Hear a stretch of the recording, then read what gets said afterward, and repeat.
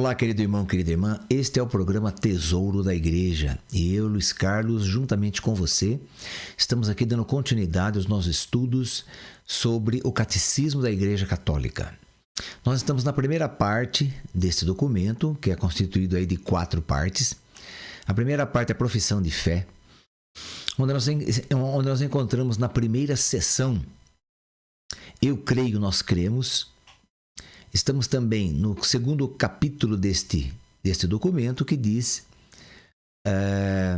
Deus vem ao encontro do homem, e nós estamos no artigo 3º sobre a Sagrada Escritura. Estamos estudando sobre a Sagrada Escritura. Bem, hoje, a partir do número 120, nós lemos aí o cânon das Escrituras. O que é cânon das Escrituras? Bem, são os livros. Os livros que constituem o cânon. Cânon quer dizer todo o conjunto destes livros, desses escritos. No caso aqui, são 46 do Antigo Testamento e 27 do Novo Testamento. Então, são 73 livros. No Antigo Testamento, ficaria 45 se contarmos Jeremias e Lamentações juntos. Mas no nosso caso que nós contamos separados, não é? Mas então, o que quer dizer cânon? Bem, no Antigo Testamento, quer dizer, no povo antigo, no tempo de Jesus, bem no comecinho, eles escreviam então sobre pele de animais, as escritas. Então, por isso que eram enrolados, né? Eles iam na sinagoga e pegava o rolo dos livros, que era escrito em peles de animais. Também, no outro tempo, eram escritos em folhas vegetais. Por isso que falava cânon. Lembra de cana, não é? De cana porque tem esse formato de vegetal, folha vegetal. Então, vem essa inscrição para nós aí. Mas isso para nós também não tem muita importância. O que é importante é saber que o cânon das Escrituras, quer dizer, é a coleção desses livros, então, esses livros sagrados. E foi a igreja que foi, claro, toda aí a patrística da igreja, todo o período patrístico. Então, os santos, doutores da igreja, eles foram, então, descobrindo, né, esses livros, esses escritos. Já tinha muito do Antigo Testamento. Foram escrever no Novo Testamento também, as cartas de São Paulo, São Pedro, São João, os escritos aí do Apocalipse de João, Atos Apóstolo e Lucas. Enfim, tudo que pertence ao Novo Testamento, o Evangelho, né? Narrado pelos 4 evangelistas. Então, a igreja, claro, foi escolhendo então que livros que ela julgava inspirado por Deus e sem nenhum erro doutrinal. Existem muitos livros também, muitos escritos do Novo Testamento que são os chamados livros apócrifos. Por que são apócrifos? Porque não fazem parte do cânon sagrado das Escrituras. Mas foram escritos por santos, até pelos apóstolos? Sim, foram escritos. Nós temos aí livro apócrifo de Santa Maria Madalena, São Tiago, São Filipe. Nós temos vários escritos. Mas por que a igreja, então, não colocou esses livros fazendo parte do cânon das Escrituras? Bem, porque alguma coisa que estava escrito ali não condizia exatamente com a verdade revelada. Então, alguma opinião da pessoa, você sabe, quando é opinião da própria pessoa, então ela pode cair aí em várias interpretações. Por quê? Porque é interpretação própria, pessoal. E no caso, a igreja não tem essa interpretação pessoal. O que nós temos na igreja é a doutrina correta de Jesus Cristo e interpretada por todos os teólogos, todos os apóstolos da igreja, que são os bispos, mas interpretada de um modo coeso, de um modo uniforme, de um modo que a verdade seja a mesma, que ela não sofra alterações. E no caso desses livros apócrifos, eles sofriam várias alterações e não condiziam muito com a verdade pregada por Jesus Cristo. Bem, alguma coisinha, né? Às vezes alguma coisinha, uma opinião pessoal, então, atrapalhava aí toda a obra desse autor, não é? Então, por isso que não foi incluído no cânon da Escritura, da Sagrada Escritura. Bem, o Antigo Testamento. Assim, aqui vai citar todos os livros, os 73 livros, né? Então não vem ao caso ficar citando aqui esses livros, ok? O Antigo Testamento. O Antigo Testamento é uma parte inalienável da Sagrada Escritura. Seus livros são divinamente inspirados e conservam um valor permanente, pois a Antiga Aliança nunca foi revogada. Que é algo que é revogado, algo que é retirado, que é tido como ultrapassado, que não serve mais. Então, de forma alguma, né, a Igreja Católica sempre considerou esses livros sagrados do Antigo Testamento e nunca, jamais revogou, tirou eles de circulação. Não, pelo contrário, né, estão aí para todos saberem que existe, que é verdade e que é a palavra de Deus exatamente inspirada pelo Espírito Santo. Bem, com efeito, a economia do Antigo Testamento estava ordenada principalmente para preparar a vinda de Cristo, Redentor de todos. Embora contenham também coisas imperfeitas e transitórias, os livros do Antigo Testamento dão testemunho de toda a divina pedagogia do amor salvífico de Deus. Neles encontram-se sublimes ensinamentos acerca de Deus e uma salutar sabedoria concernente à vida do homem, bem como admiráveis tesouros de preces, nos quais, enfim, está latente o mistério da nossa salvação. Bem, essa parte aí foi tirada do documento Dei Verbum, uma constituição dogmática do Concílio Vaticano II. Os cristãos veneram o Antigo Testamento como verdadeira palavra de Deus. A Igreja sempre rechaçou vigorosamente a ideia de rejeitar o Antigo Testamento sob o pretexto de que o Novo teria feito caducar o Antigo. Bem, houve uma heresia na Igreja Católica chamada marcionista, que era de uma pessoa chamada Marcião. Então, ele que dizia isso, ele falava, bem, o Novo Testamento, ele pregava, né? Ele ensinava assim, dizia que o Novo Testamento, então, superou em muito o Antigo Testamento, então não haveria mais necessidade de buscar leitura, compreensão do Antigo Testamento, porque já não serve mais para nada. Então, isso que o Marcião ensinava, não é? Mas esse Marcião aí, ele foi duramente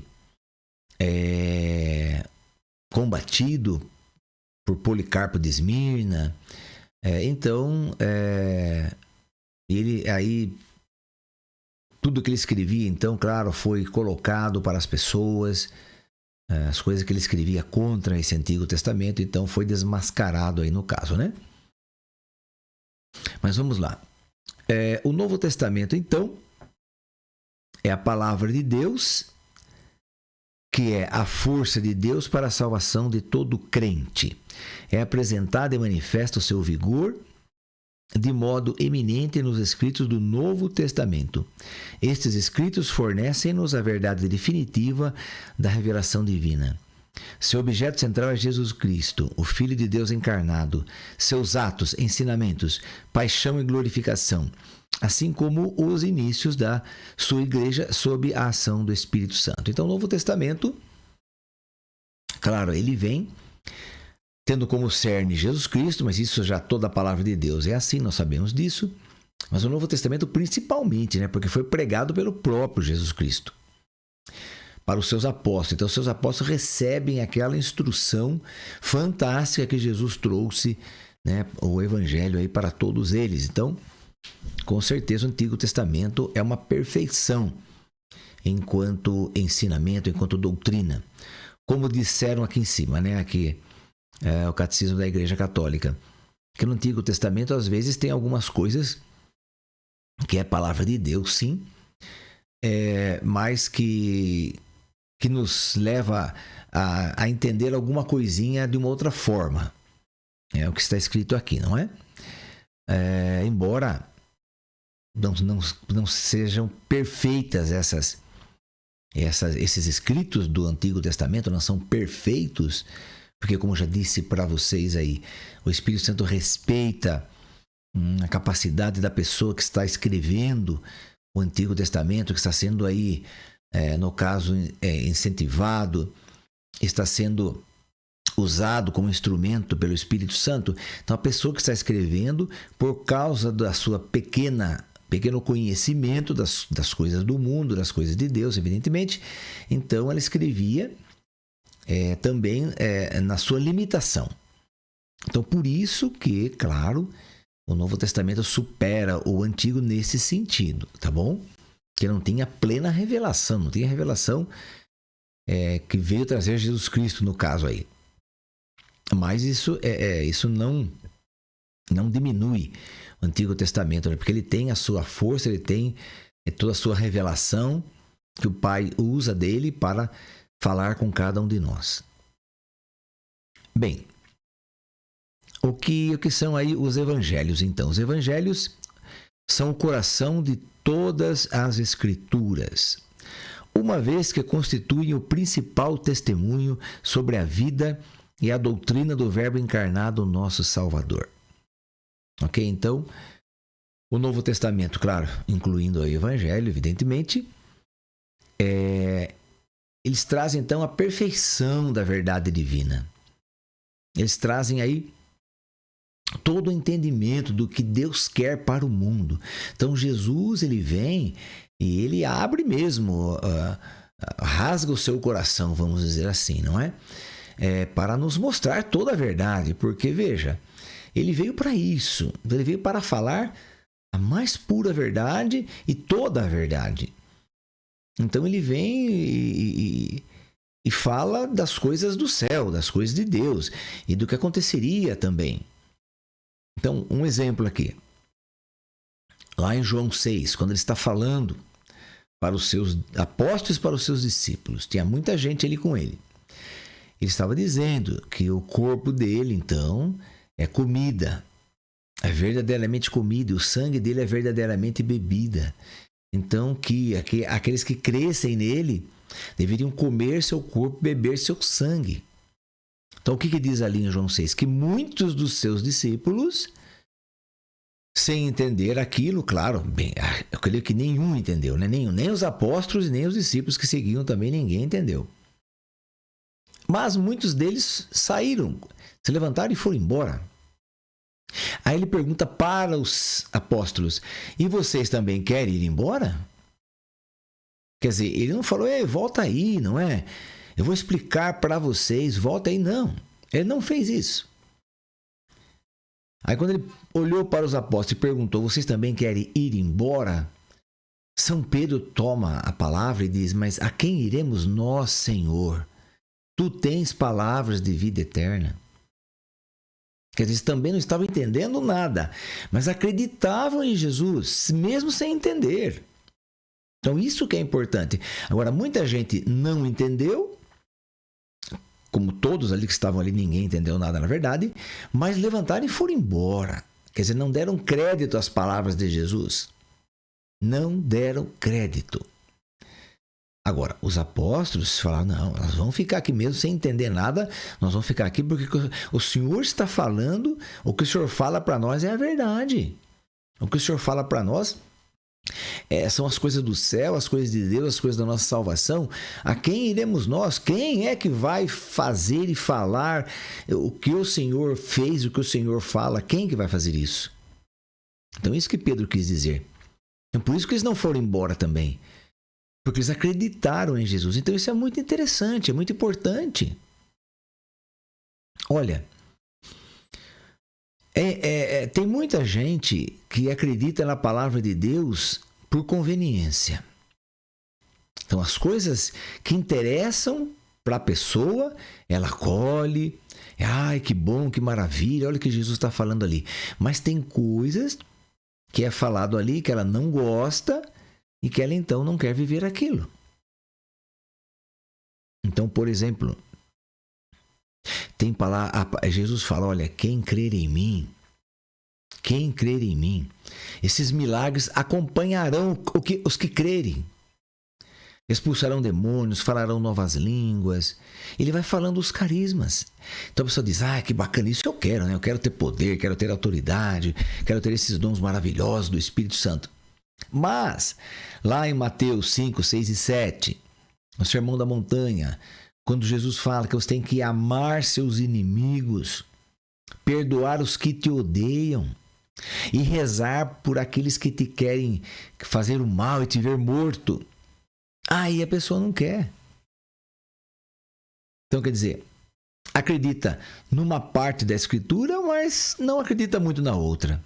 Ou quer viver aquela parte da Escritura que é bacana, mas não quer viver a outra que vai ter que perdoar, vai ter que trabalhar muito o seu coração para poder amar seus inimigos, rezar por aqueles que te odeiam, abençoar os que te humilham. Puxa vida! Então a pessoa aí, age por conveniência. Então, é isso que São Pedro quis dizer para Jesus. Quando Jesus perguntou, vocês também querem ir embora? Quer dizer, São Pedro falou, mas a gente veio atrás do Senhor porque o Senhor fala das coisas do céu, o Senhor fala das coisas da vida eterna, o Senhor fala das coisas de Deus, coisas maravilhosas. Agora o Senhor está falando de comer seu corpo e seu sangue, a gente não está entendendo nada. Mas agora nós vamos embora, então? Porque o Senhor está falando isso? Não, a gente vai ficar aqui. Porque o Senhor é o mesmo que falou agora alguns minutos atrás sobre o céu, sobre a vida eterna, é o mesmo que está falando sobre o corpo e sangue, de comer seu corpo e beber seu sangue. Então veja, mas muitos, diz a palavra de Deus, levantaram e foram embora. E assim acontece até hoje. Muitas vezes dentro da igreja, as pessoas vão na missa, ou participar de um retiro, ou de uma pastoral, algum movimento, etc. Aí quando é falado alguma coisa, quando ele vê alguma coisa que ele não gosta, que ele não concorda, ele vai embora, não volta mais. Não volta mais, entende? Então quer dizer, no que essa pessoa está acreditando? O que ela está querendo viver? Então a palavra de Deus é isso, a palavra de Deus ela mexe com cada um de nós mesmo. Mas então, por exemplo, se a pessoa gosta de fazer uma atitude, tomar uma atitude, ela vai na igreja católica, mas também vai ali num centro que é chamado Mesa Branca, mas vai lá tomar um passe, vai conversar lá com uma pessoa que está lá.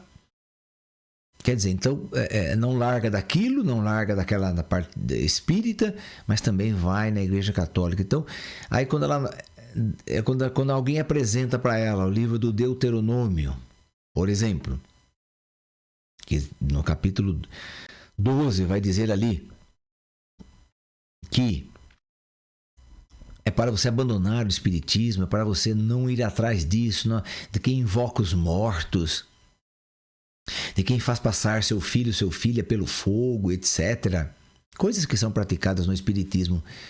Ali diz que você não pode, você é um homem de Deus, uma mulher de Deus, você não pode ir. Aí a pessoa fala, não, essa palavra aqui, é do Antigo Testamento, não tem muito valor. Isso aqui agora é diferente. Então, quer dizer, a pessoa vai se adaptando, a pessoa vai adaptando a palavra à vida dela. Ela não vai adaptando a pessoa dela à palavra. Não, é o contrário. Ela vai manipulando a palavra de Deus. Manipulando. Então isso é muito grave. Isso é um pecado. Isso é muito sério.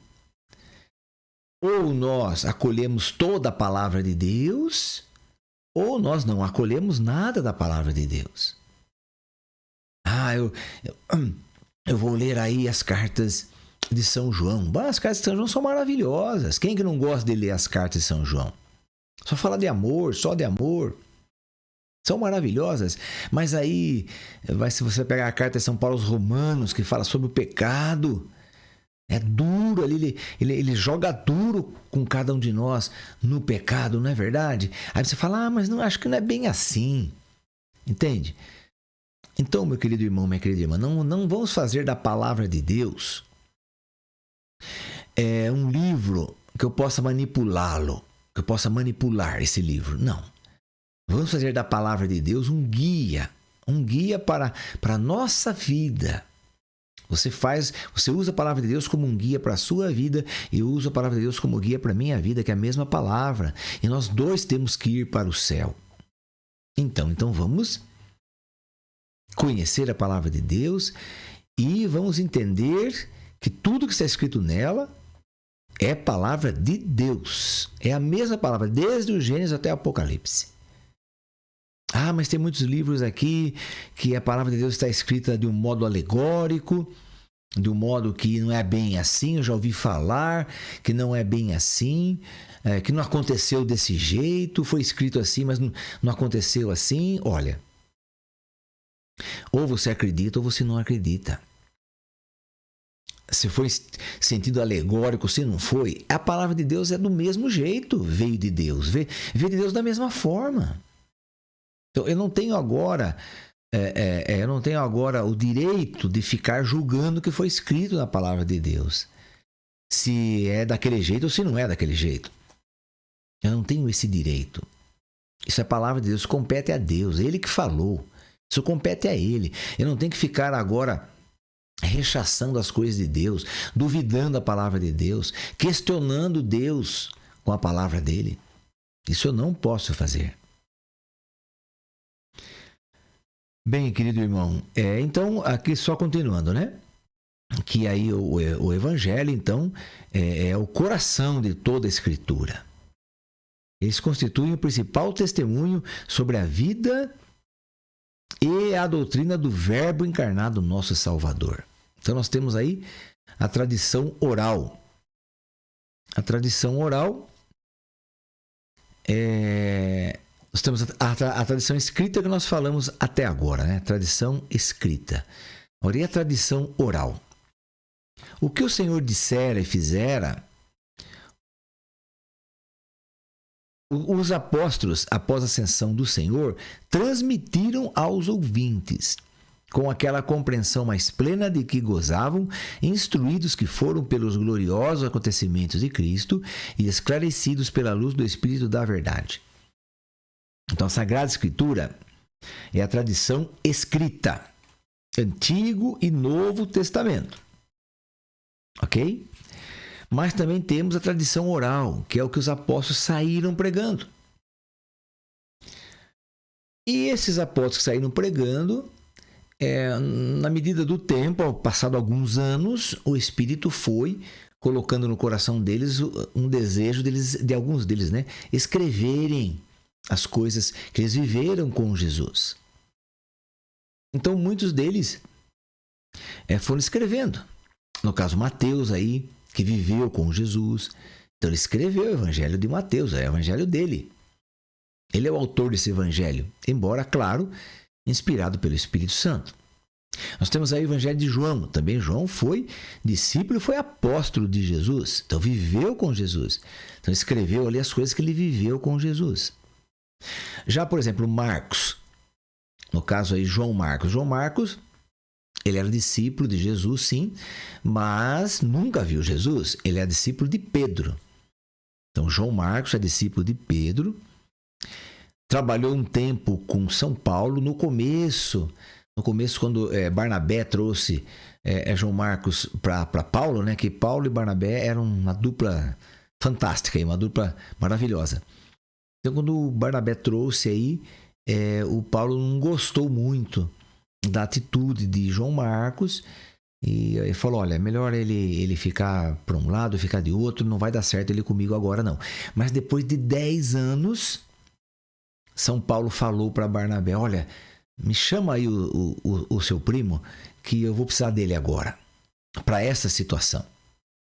Veja, então, mas João Marcos aprendeu tudo com São Pedro, então ele escreveu, na verdade, tudo que Pedro falava, comentava com ele, ele foi escrevendo o Evangelho. Outro também que não conheceu Jesus foi Lucas. Lucas era um médico que conversou muito com Nossa Senhora.